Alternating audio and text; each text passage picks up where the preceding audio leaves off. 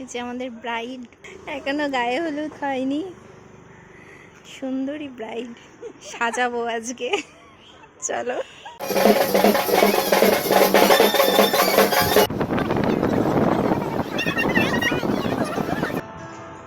Hello সবাইকে, কেমন আছো তোমরা সবাই? আশা করি ভালো আছো। তো আজকে তোমাদের সাথে এই ব্রাইড স্টোরিটা একটু শেয়ার করব। তো এটা ছিল জুন মাসের একটি ব্রাইড, প্রচণ্ড গরম ছিল, বুঝতেই পারছো। তো তার আগে ব্রাইড সম্বন্ধে কিছু কথা বলি। তো আজকের ব্রাইড মনীষা এবং ওর লোকেশন ছিল গোবরডাঙ্গাতে।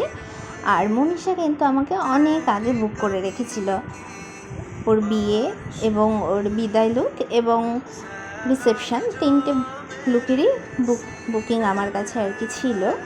তো এখানে বলি, মনীষা কিন্তু আমার ফ্রেন্ড এবং আমরা একসঙ্গে বিএড করেছিলাম। তো মনীষাকে অনেক ধন্যবাদ আমার উপরে এতটা ভরসা করার জন্য। আর সবথেকে বড় কথা, মনীষার শুধু মনীষা নয়, মনীষার বাড়ির প্রায়, মনীষা বলেছিল প্রায় ওর বাড়িতে 5 থেকে 6টা, মানে ওর সাজার পরে 5 থেকে 6জন আর কি আমার কাছে সাজবে, পার্টি মেকআপ হবে এবং তাদের বক্তব্য ছিল তারা আমার কাছেই সাজবে। তো আমাকে এতটা ভরসা করার জন্য অসংখ্য ধন্যবাদ। কিন্তু সবথেকে প্রবলেম যেটা হয়েছিল সেটা হচ্ছে টাইমিং। কারণ আমি মনীষাকে বলেছিলাম যে আমাকে টাইম না দিলে কিন্তু কোনোভাবেই ব্রাইডের পরে 5-6 জনকে সাজানো কোনোভাবেই সম্ভব নয়।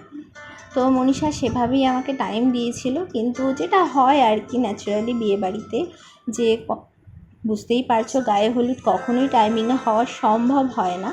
তো যাই হোক, ও যে টাইমে দিয়েছিল তারপরেও প্রায় অনেকটাই বসতে বসতে প্রায় 4টে বেজে গেছিলো। টাইম দিয়েছিল 2টোর সময়।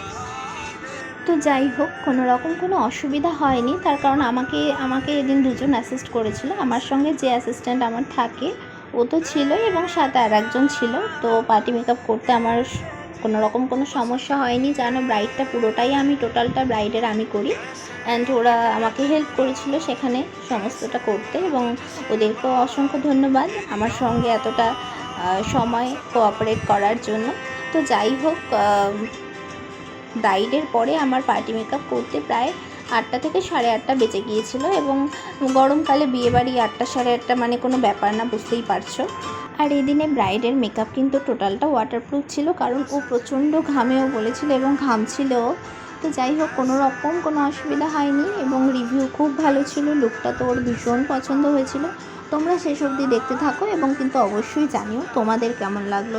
আর যারা আমার পেজে নতুন আছো, প্লিজ পেজটাকে একটু ফলো করে দিও এবং ভিডিওটা ভালো লাগলে অবশ্যই লাইক করো, কমেন্ট করো। আর যারা ইউটিউব থেকে দেখছো অবশ্যই আমার চ্যানেলটাকে একটু সাবস্ক্রাইব করো। তো দেখো, এখানে মেকআপ প্রায় কমপ্লিট হয়ে গেছে এবং সবথেকে বড় কথা, ওর যে লুকটা ছিল সমস্তটা আমার সঙ্গে কনসাল্ট করেছিল যে কোনটা কীরকম হবে, আইস থেকে শুরু করে এভরিথিং। অ্যান্ড হেয়ার স্টাইল বলো, বা ও বলেছিল সব, ওর যে মুকুট আছে সেই মুকুটটা যে বড় ধরনের মুকুট হয় পেছনে, তোমরা জানো 2টো করে মুকুট থাকে সেটের মধ্যে, সেই যে মুকুটগুলো প্রথমে কথা ছিল ওই মুকুটে পড়বে, কিন্তু সেটা দেওয়ার পরে আমরা দেখতে পারি যে সেটা একদমই ভালো লাগছে না এবং আমি ওকে সাজেস্ট করি ওটা না পরার জন্য এবং ওর বাড়ির লোকও বলে যে না, ওটা তো পরাতে হবে না, কারণ ওটা দিলে সত্যিই ভালো লাগছিল না। তো এমনি খুবই সিম্পলের মধ্যে ভীষণই সুন্দর লাগছিল ওকে। দেখো, মেকআপ অলমোস্ট কমপ্লিট হয়ে গেছে অ্যান্ড ওর আইসটা এত সুন্দর লাগছিল, এমনি আইসটা খুব সুন্দর, প্লাস ড্র করার পরে আরও বেশি সুন্দর লাগছিল।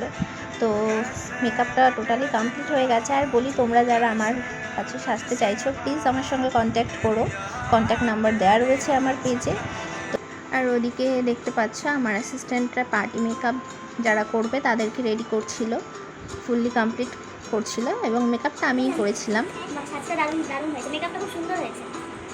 হ্যাঁ, সত্যি। ও কখন এসেছে? ও এসে অনেক আগে, আমার বাড়িতে লেট করেছিল, ওই বাড়ি থেকে আসতে লেট করেছে, ওই আনতে তোর এই হলুদ আনতে।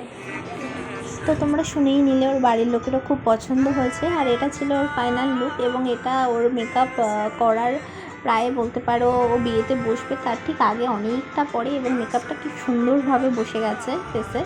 তো ওর তো খুব পছন্দ হয়েছে, তোমাদের কেমন লাগলো জানিও।